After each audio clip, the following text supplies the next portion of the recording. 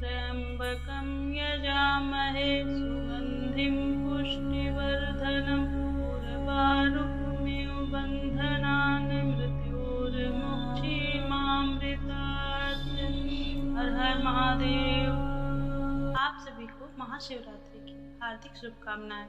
साथियों, हर व्रत की तरह महाशिवरात्रि व्रत की महिमा का वर्णन करने वाली एक विशेष कथा है।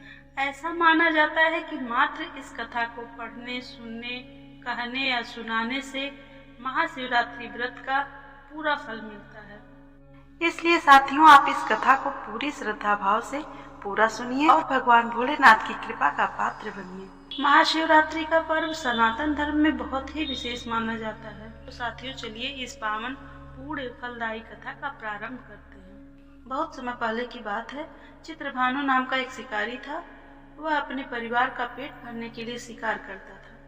गरीब होने के कारण वह साहूकार से कर्ज लिया करता था, जिसको वह समय पर चुका नहीं पाता था। अपना कर्ज वसूलने के लिए एक दिन साहूकार ने चित्रभानु को कैद कर लिया, जिसके वजह से चित्रभानु को भूखा प्यासा रहना पड़ा। इसी बीच चित्रभानु ने भगवान शिव की आराधना की। साहूकार ने चित्रभानु को पैसे की व्यवस्था करने के लिए शाम को छोड़ दिया, जिसके बाद चित्रभानु शिकार की खोज में जंगल में भटकता रहा। भटकते भटकते शाम से रात हो गई, लेकिन उसे एक भी शिकार नहीं मिला। पास में एक बेल का पेड़ था, जिस पर वह चढ़ गया। उस बेल के पेड़ के नीचे एक शिवलिंग था। चित्रभानु जब पेड़ पर चढ़ रहा था तो उसकी वजह से बेलपत्र टूटकर शिवलिंग पर गिरते रहे। पूरे दिन भूखा प्यासा रहकर रात में अनजाने में ही सही, लेकिन चित्रभानु ने शिवलिंग पर बेलपत्र अर्पित कर दिया था।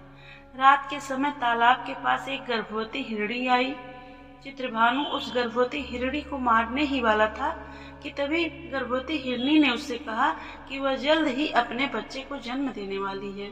हिरणी ने कहा, मैं अपने बच्चे को जन्म देकर आपके पास वापस आऊंगी, तब आप मेरा शिकार कर लीजिएगा। गर्भवती हिरणी की बात सुनकर चित्रभानु ने उसे जाने दिया। इस तरह महाशिवरात्रि का प्रथम पहर भी बीत गया। चित्रभानु शिकार की तलाश कर ही रहा था, तभी वहां से एक दूसरी हिरणी आई।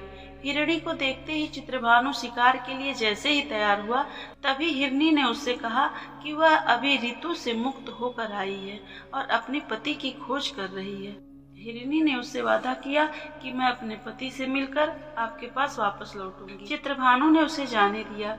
इस तरह आखिरी पहर भी बीत गया। चित्रभानु की वजह से बेलपत्र शिवलिंग पर गिरते रहे, जिसकी वजह से दूसरे प्रहर की भी पूजा समाप्त हो गई। अनजाने में ही सही, लेकिन चित्रभानु ने प्रथम पहर और दूसरे पहर दोनों की पूजा भोलेनाथ को बेलपत्र चढ़ाकर की। मान्यताओं के अनुसार महाशिवरात्रि पर पूजा करके कथा अवश्य सुननी या सुनानी चाहिए। जटाटवी कल जल प्रवाह पावितस्थले गलेवलम्ब्य लम्बितां भुजंग तुंग मालिकां ढमढमढमढमढमन्निनादवड्डमर्वयं चकार चंड तांडवं तनोतु नः शिवः शिवम्।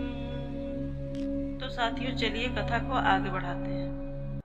कुछ समय बाद वहां से तीसरी हिरणी अपने बच्चों के साथ आई। चित्रभानु जैसे ही हिरणी के शिकार के लिए तैयार हुआ, हिरणी ने कहा कि वह इन बच्चों को अपने पिता के पास छोड़कर वापस आएगी, तब आप मेरा शिकार करिएगा। हिरणी की बात सुनकर चित्रभानु ने उसे भी छोड़ दिया। इस तरह चित्रभानु ने पूरा दिन उपवास रखा और रात्रि जागरण भी किया। चित्रभानु अपने कर्ज और परिवार की चिंता में डूबा हुआ था। तभी वहां एक हिरण आया। हिरण ने चित्रभानु को देखते हुए कहा कि अगर तुमने 3 हिरणी और उनके बच्चों को मार दिया है, तभी तुम मुझे मार सकते हो, और अगर तुमने उनको छोड़ दिया है तो मुझे भी छोड़ दो।